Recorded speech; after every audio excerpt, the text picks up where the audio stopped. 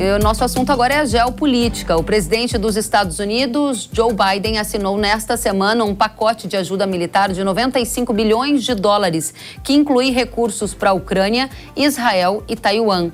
Essa aprovação acontece após meses de atrasos e polêmicos debates sobre até que ponto Washington deveria se envolver em conflitos externos. Como resposta, a China criticou a assistência militar dos norte-americanos a Taiwan e disse que a iniciativa está arrastando a ilha para, abre aspas, uma situação perigosa. Assunto para Tiago de Aragão, diretor da Arco Advice. Tiago, seja muito bem-vindo. O que significa, em termos geopolíticos, esse apoio dos Estados Unidos para Israel, Taiwan e Ucrânia neste momento, hein? Bom, primeiro, um prazer estar aqui novamente. É mais um exemplo que os Estados Unidos vem dar para reforçar suas alianças.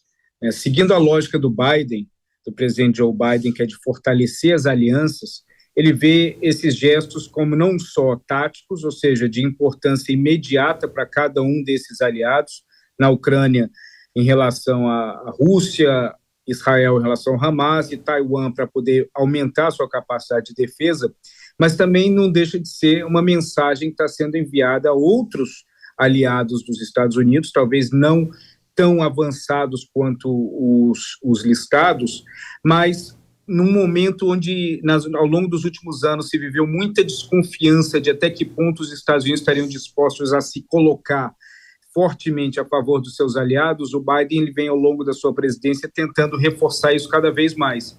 E isso culmina na liberação de mais dinheiro e nesses gestos que ele vê como necessário para poder fortalecer essas bases que, de certa forma, acabam representando muito dos ideais que os Estados Unidos, por meio de uma presidência democrata, quer demonstrar para o mundo.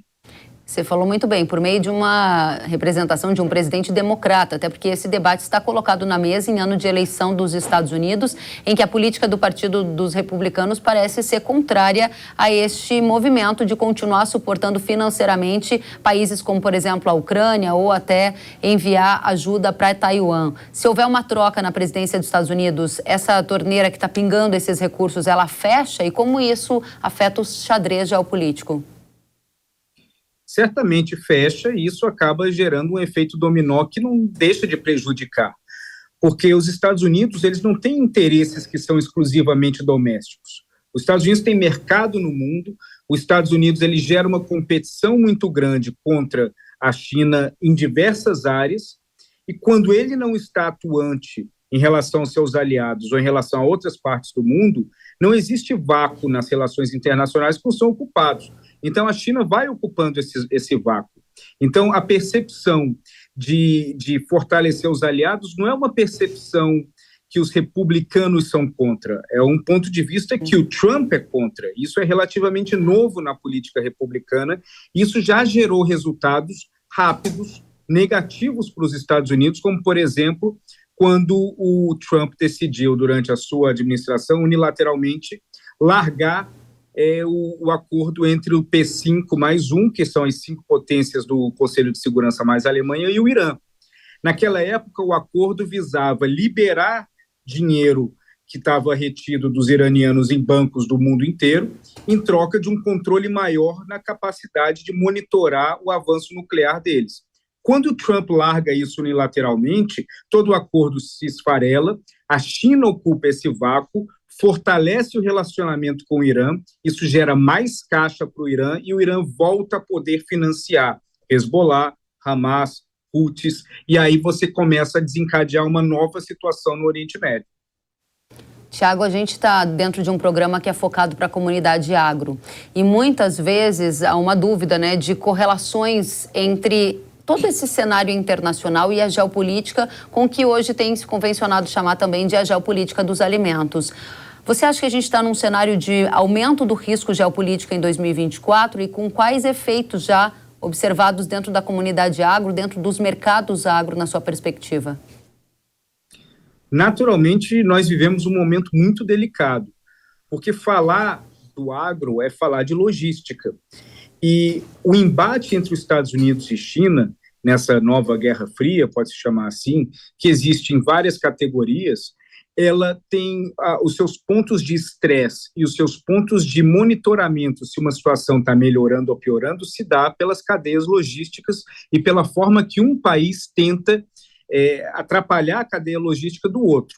Quando nós vemos eventos acontecendo no Oriente Médio, na Europa e outras partes do mundo que afetam essa cadeia logística, elas estão afetando as rotas onde o agro exporta e importa, independente do país que nós estamos falando. Além disso, quando envolve aspectos como a Ucrânia, que é uma grande produtora de trigo, isso desencadeia um outro efeito no mundo. Então, tem um efeito ou da abundância ou da escassez, e a escassez é o momento que nós estamos vivendo em relação a determinados grãos por conta das crises, mas também existe o risco logístico, e esse risco logístico se dá primordialmente por conta do que está acontecendo entre Estados Unidos e China, mas também o que está acontecendo no Oriente Médio, no Mar Vermelho. Então, isso impacta diretamente a variação de preço e a expectativa de exportação e importação de grãos como os que o Brasil importa. Muito bem, você citou China e Estados Unidos, Tiago. A China alertou os Estados Unidos que os dois países devem escolher entre,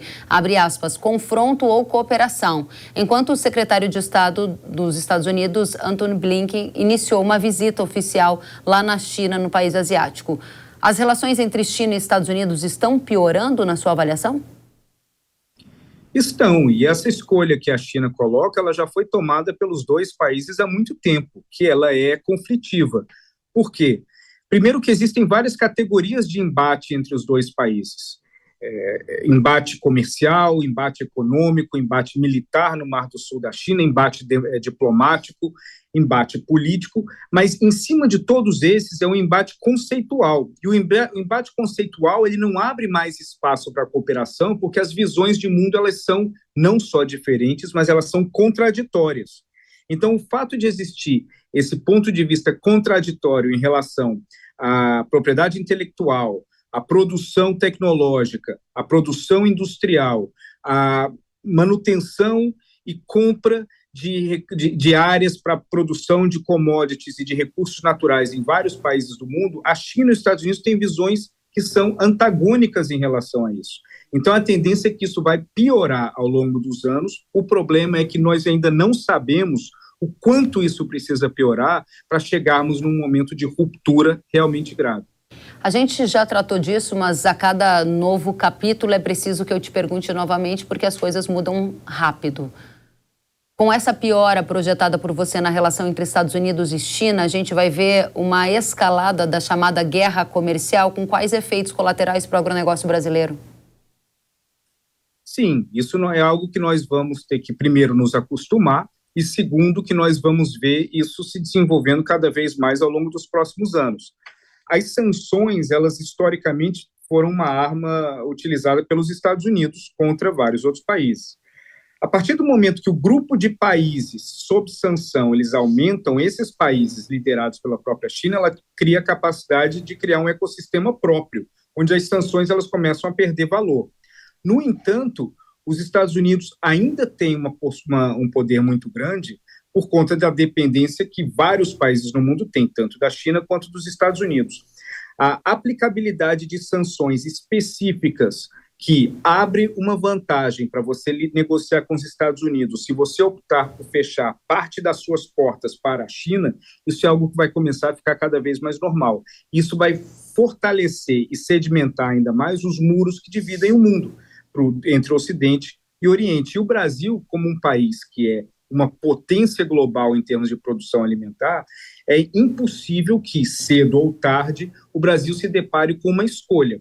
E a partir do momento que o Brasil tome uma escolha, isso é algo que vai marcar o nosso comportamento diplomático, político, inclusive de política doméstica, durante um bom tempo. De novo, o difícil é identificar exatamente quando isso vai acontecer e quando que esse trem já vai ser visível. Muito bem. Tiago de Aragão, diretor da Arco Advice, obrigada por nos atualizar da geopolítica mundial e todos os efeitos para o agro. Volte sempre. Muito obrigado. Até a próxima.